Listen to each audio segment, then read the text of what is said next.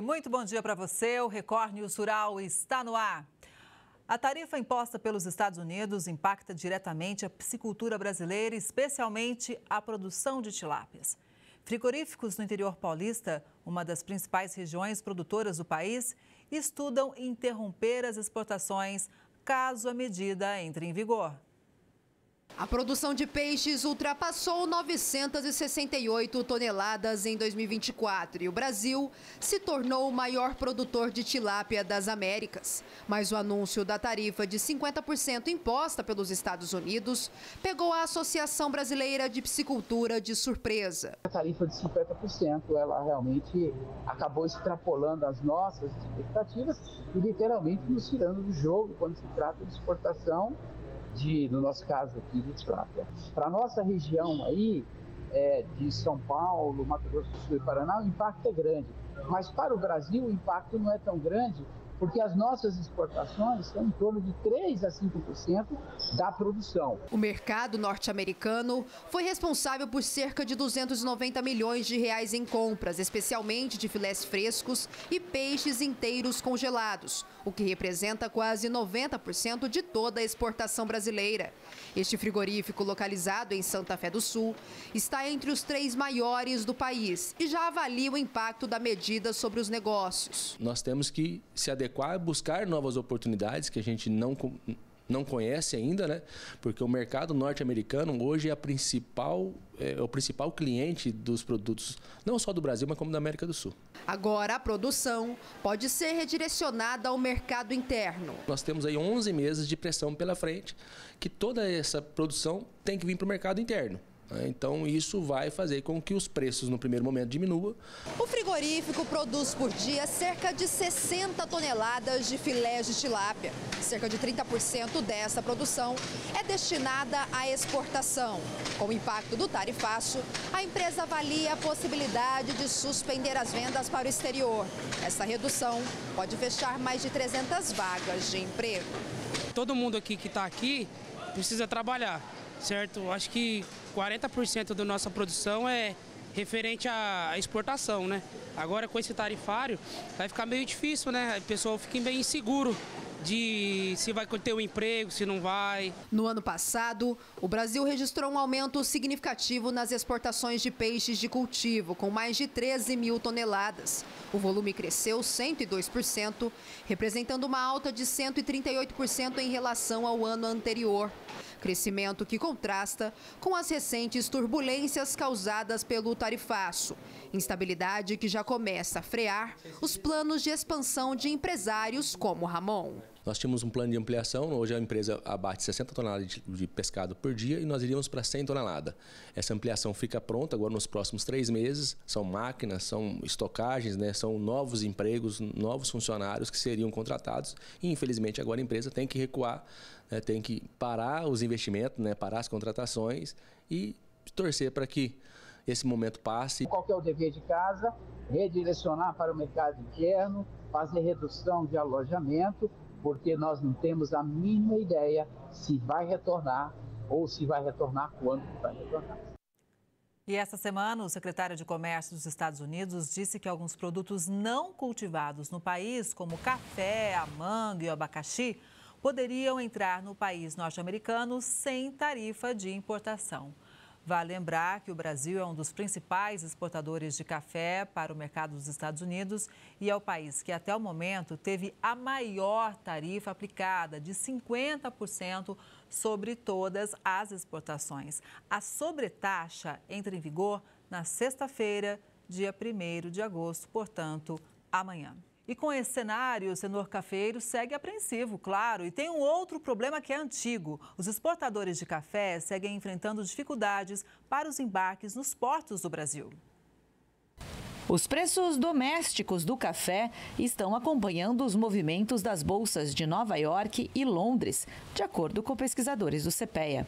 O setor segue apreensivo quanto ao início da tarifa de 50% anunciada pelos Estados Unidos sobre a importação de produtos brasileiros.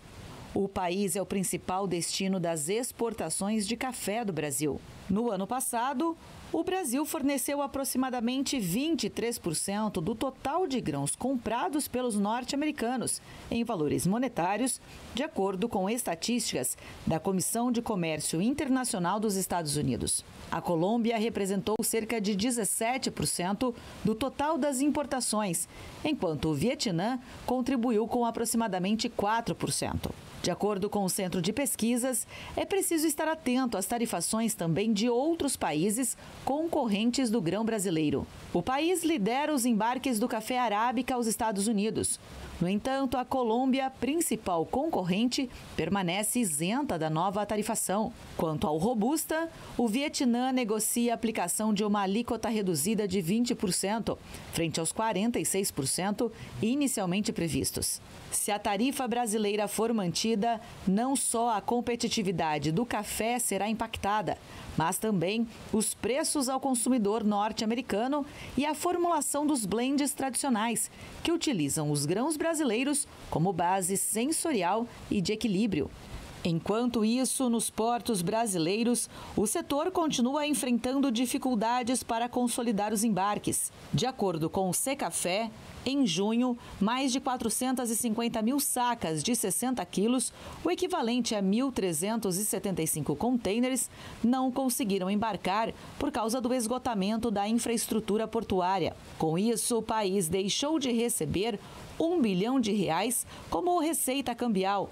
E os exportadores tiveram prejuízo de R$3 milhões com armazenagens extras. Agora a gente fala do arroz. Os preços do grão em casca reagiram nos últimos dias, mas no acumulado do ano a queda é de 30%. Os produtores de arroz estão preocupados com a rentabilidade da cultura e com o planejamento da próxima safra, que pode ter área reduzida. Isso porque no acumulado do ano, os preços no Rio Grande do Sul acumulam forte queda de 30%, de acordo com levantamentos do CPEA. No final de julho, no entanto, com a demanda aquecida e a oferta restrita, o valor do arroz em casca registrou leve alta. Segundo o Centro de Pesquisas, a maioria dos produtores continua negociando apenas volumes pontuais para cumprir obrigações financeiras, no aguardo de valores mais favoráveis. Pesquisadores explicam ainda que a perspectiva de exportações contribuiu para sustentar as cotações no mercado interno. As exportações de algodão brasileiro bateram recordes nessa safra. Já os preços seguem oscilando, olha só. O Brasil exportou mais algodão essa safra. Com a temporada 2024-2025 no fim, a alta nos embarques já é de 5%. Com 2,82 milhões de toneladas enviadas. Na safra passada, o volume exportado foi de 2,68 milhões de toneladas, até então recorde da série da SECEX. Levantamentos do CPEA apontam que no mercado interno as cotações seguem oscilando. Enquanto alguns vendedores demonstram maior flexibilidade quanto aos preços, as indústrias ofertam valores ainda mais baixos. Por causa das negociações anteriores a preços mais atrativos que os praticados atualmente e também em decorrência do atraso da colheita e beneficiamento da temporada 2024-25. Muitos players estão cumprindo apenas contratos a termo. A cidade de Campos, no Rio de Janeiro, faz campanha para diminuir o risco de contaminação do meio ambiente. Uma associação e o poder público se uniram para recolher as embalagens usadas de agrotóxicos. A gente mostra agora. Em Campos, há 20 anos existe um posto exclusivo para o recebimento de embalagens vazias de defensivos agrícolas. O local é um ponto de apoio importante para agricultores do norte e noroeste fluminense. Quando a gente recolhe essas embalagens, a gente está diminuindo o risco que essas embalagens podem causar se ficar no meio ambiente. Não só para quem está operando, também como quem vai usar aquele ambiente de uma certa forma, né? Muitas vezes a embalagem é mal descartada, ela pode conter resíduo e esse resíduo ele está pelo menos 100 vezes mais concentrado do que durante a aplicação. O posto de recebimento de embalagens vazias de defensivos agrícolas é administrado pela Associação dos Revendedores de Insumos do Norte Fluminense, a ANSIF, e funciona desde 2005. O espaço recebe embalagens usadas que passam por triagem antes de serem encaminhadas para centrais de processamento nos estados do Espírito Santo e São Paulo. Segundo o secretário de Agricultura agricultura, pecuária e infraestrutura rural, o posto representa um avanço importante para o desenvolvimento sustentável da agropecuária em Campos. O local para descartar está aqui, as prefeituras fazerem os seus dias de descarte, afinal de contas ele tem um ano para descartar, a cada 6 meses a gente fazer movimentos. Na Prefeitura de Campos a gente tem feito também, junto aqui com a CIF, feito isso aí. Mas essa previsibilidade e o produtor ir sendo treinado para fazer o descarte correto e a preparação até o descarte, né? Por ano, cerca de 23 mil quilos de embalagens são retiradas do campo e têm o destino correto. A iniciativa também previne problemas de contaminação e garantem o cumprimento da legislação. Quem não faz a entrega de maneira correta está sujeito às sanções da Lei Federal de 2023, que fala da obrigatoriedade do descarte correto de embalagens de agrotóxico até 1 ano após a compra. O produtor que não fizer isso pode ter até o CPF cancelado e também ser impedido de comprar outros produtos do gênero. Em São Francisco de Itabapoana, uma campanha vem sendo desenvolvida para que os produtores possam fazer as entregas nos espaços do produtor em vários pontos do município. Os materiais são encaminhados para a triagem em Campos. A expectativa é que sejam recolhidas cerca de 700 toneladas de recipientes. A sustentabilidade está no manejo da aplicação, no manejo do descarte, em respeitar o que a legislação determina. E um estudo feito por uma universidade privada na região dos Lagos, do Rio de Janeiro, revelou que a pesca na Laguna de Araruama gerou quase 4 milhões de reais de janeiro a junho deste ano. O resultado representa um respiro diante da polêmica que envolve a poluição do principal cartão postal da região. Pode até parecer história de pescador, mas embora cercada de polêmicas sobre a poluição, a Laguna de Araruama continua a oferecer bons frutos financeiros. Pelo menos é o que aponta um estudo feito por uma universidade da região dos Lagos. Este biólogo está à frente do projeto. Ele conta como funciona. Bom, o programa funciona através da coleta de dados estatísticos de desembarque. Então nós temos ao longo de todo o entorno da Lagoa de Araruama, nos principais pontos de desembarque de pescado, os nossos agentes de coleta de dados estatísticos que indicam quais são as espécies de maior valor comercial, de maior volume capturado, sendo o camarão e a tainha as principais espécies capturadas. O objetivo do programa é realizar uma analogia da produção pesqueira com a saúde do corpo hídrico, além de valorizar toda a cadeia produtiva de pesca na região. Segundo o programa, o volume de pesca entre peixes e camarão na Laguna de Araruama, de janeiro a junho deste ano, ficou em quase 260 toneladas, o que representa um lucro de quase 4 milhões de reais gerados a partir da pesca. Isso levando em consideração o preço médio de R$ 15 por cada quilo vendido.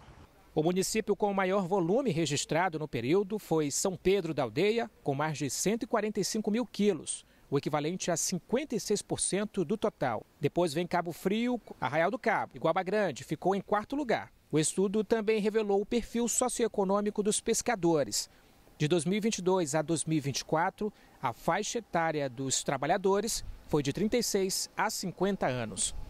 Ainda segundo Pimenta, a geração de empregos é um dos vários benefícios que a pesca na região proporciona. Que nesse primeiro semestre de 2025 foram gerados aproximadamente 5 mil empregos diretos e indiretos. Para cada um emprego direto, ou seja, um pescador dentro d'água, são gerados até outros 4 empregos indiretos. Os números podem continuar, daí a importância do cuidado com a laguna, seja pelas autoridades ambientais ou até mesmo pela sociedade civil.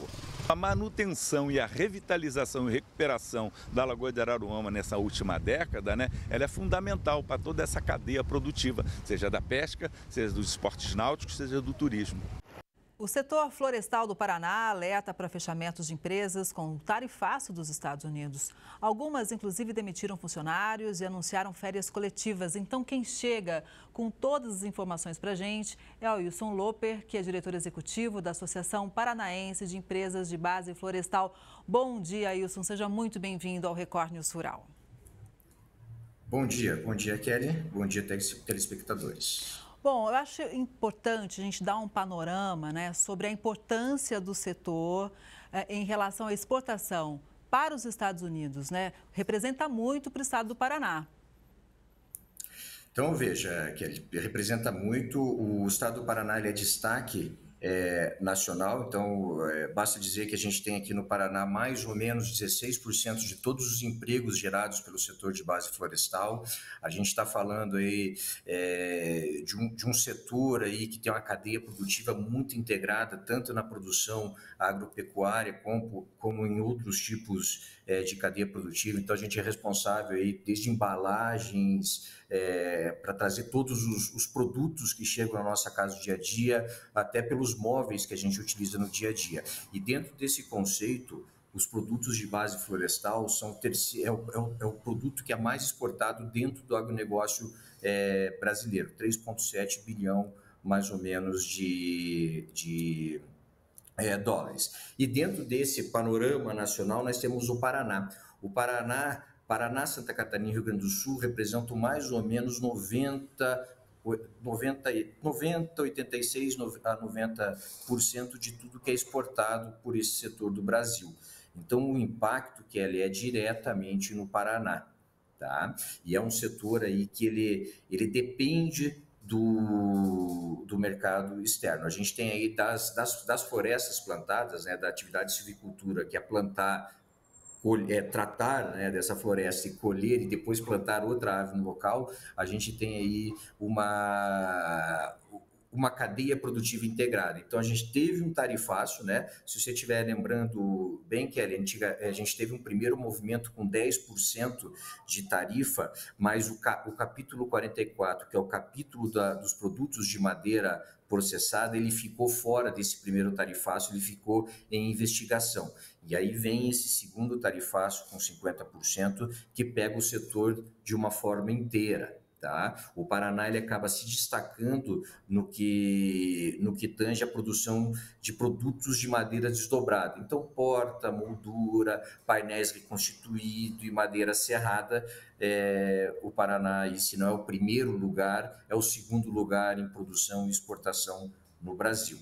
Então, sim, é um estado que foi pego no seu cerne, para a gente ficar no jargão florestal. Pois é, e por tudo isso, a associação, inclusive, fez uma manifestação, né, à espera que realmente haja um diálogo e uma negociação, não é, Ailson?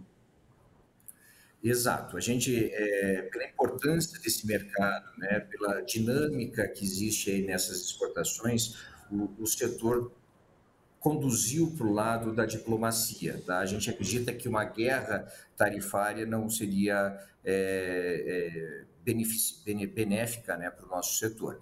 Então, o setor pede, né, na forma de um manifesto, aí, uma movimentação diplomática, coisa que a gente não viu, né, que era nessas últimas semanas. Estamos aí para amanhã um anúncio sem nenhum desenvolvimento de um diálogo, né, as notícias estão trazendo isso para nós. Existe um movimento aqui no estado do Paraná, capitaneado aí pela FIEP, pela Secretaria da Fazenda, né, pela APRE dentro desse movimento, a Secretaria de Agricultura também, que busca sugerir algumas ferramentas para a gente minimizar esse impacto.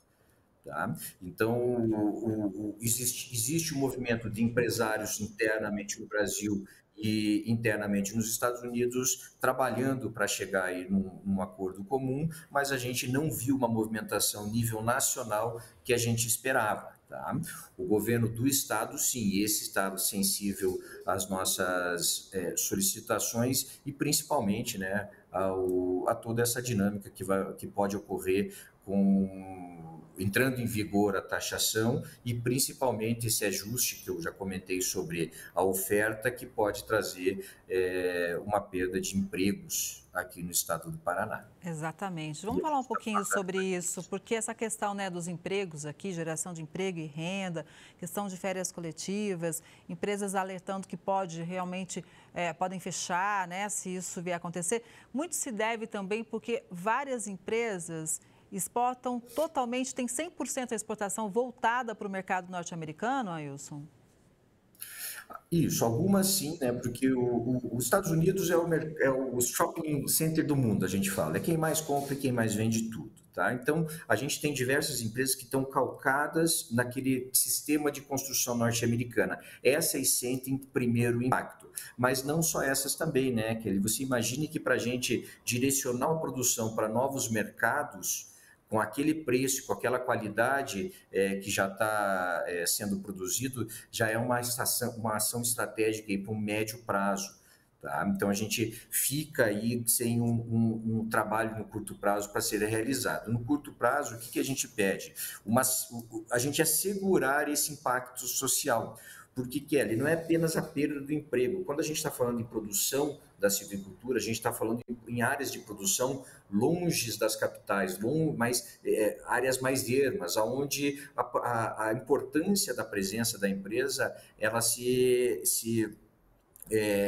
ressalta, né? Uma vez que, através dessa empresa que são o meio, a comunidade tem acesso a, por exemplo, dentista, a, por exemplo, médicos, né? Então, o que a gente busca aqui é minimizar esse impacto, não só da férias coletiva e da demissão que pode ocorrer, mas também o impacto em investimentos que já estavam planejados, investimentos que a gente tem aí de grande monta em trabalhos sociais, como cursos, como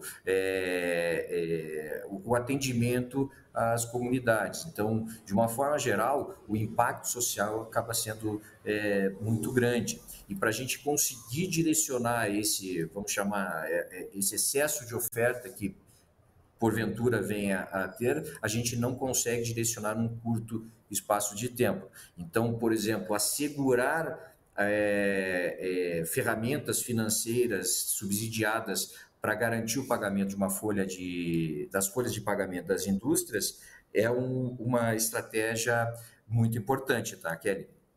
Isso com certeza, né? Específicos, tá? Ailson, até porque é o seguinte, né? Você substituir um grande parceiro comercial, né, de uma hora para outra é um grande desafio e, mesmo assim, o mercado, ele é muito atento ao que acontece, né? Eu digo o mercado internacional. Mesmo que você consiga, se o mercado internacional fala, opa, ele está precisando vender porque não vai poder mais vender para os Estados Unidos, obviamente, o preço cairia também, não é? Pressão de preço. E aí a gente entra numa crise que é o que a gente quer fugir, que é uma crise de demanda e preço. Então, a gente tem, às vezes, uma crise de demanda, mas um ajuste, uma minimização, uma amortização no preço e, às vezes, no câmbio. Nesse caso, a gente está vendo aí está visualizando uma perda de mercado realmente, nem que se baixar o preço não consegue manter mercado. Tá? E como os Estados Unidos é grande e consome bastante, esse redirecionamento, essa nova estratégia comercial não é uma coisa tão rápida e tão simples. Ainda mais que o mundo está se acertando, né, Kelly? Exato, né? São vários fatores pesando o mundo afora, é um novo momento realmente da história global em vários aspectos e também no comercial. Ailson, olhando então agora para os Estados Unidos, vamos pensar na nossa concorrência, né? Quem são os nossos maiores concorrentes para oferecer esses produtos lá para o mercado norte-americano? Bom, a gente tem muito próximo deles o Canadá e o México. Tá? O Chile aqui também é um grande concorrente e alguma coisa da Ásia. O que nos preocupa, Kelly? A maior taxa hoje é a brasileira, 55%. Tá? Então, já temos ali algumas negociações bilaterais que estão jogando para 35%. Tá? Então, o grande problema que a gente tem aqui é conseguir equalizar essa taxa de uma forma que mantenha a competitividade com os nossos outros competidores, né? Porque uma vez que você perde o mercado, tá, em quantidade, você não coloca lá aquele mesmo volume, a recuperação desse mercado, ela não é não é fácil, não é natural, tá? Ela tem que ser trabalhada, ela tem que ser desenvolvida, não vou falar praticamente do zero, tá? Mas ela tem que ser novamente desenvolvida. E isso traz aí, de novo, custos, né, de operação, custos aí na área administrativa, que impacto no nosso custo de produção, que impactam aí na nossa competitividade internacional. Tá? Ailson, no meio disso tudo, já tinha carga em porto? Como é que está, né? Muitas vezes tem carga em trânsito. Você sabe dar um panorama disso para a gente? Porque é uma preocupação, né? Imagina assim, você, na hora de mandar para o porto era uma coisa, agora pode ser um outro cenário, né? Exatamente. Então, a gente comenta aqui, brinca que a gente ficou com alguma coisa no limbo, né? Porque para chegar daqui lá, 17 dias, 15 dias, né? E como é que isso fica? A realidade, Kelly, é que a gente não tem a resposta, tá? Toda vez que os órgãos americanos são interpelados, eles próprios não têm essa resposta. Tá? O que o pessoal fez? O que não estava em porto, não estava embarcado, segurou. E o que já estava acontecendo, esperou chegar lá para ver o que acontece. Tá? Então, a gente vai ter essa resposta, por exemplo, de contratos quebrados, de volume, de valor que foi perdido mesmo, quando efetivar a taxação.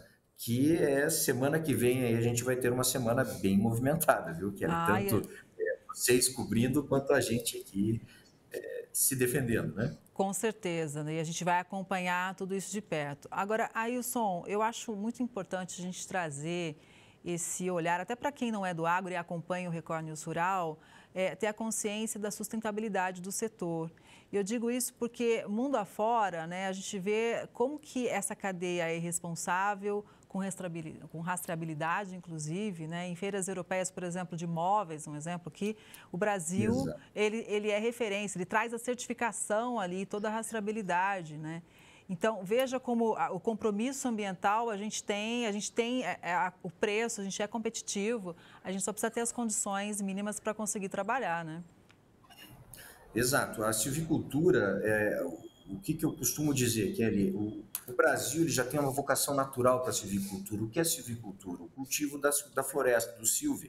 Então, a atividade de você plantar, conduzir, a gente chama de tratos florestais e manejo florestal, né? Conduzir, colher e plantar outro é uma atividade que no mundo inteiro é utilizada como um ferramental em busca da sustentabilidade, em busca da bioeconomia, né? Que nada mais é que a substituição dos produtos de origem fósseis pelos produtos de origem natural, né? Vamos chamar assim, que entram no ciclo da sustentabilidade.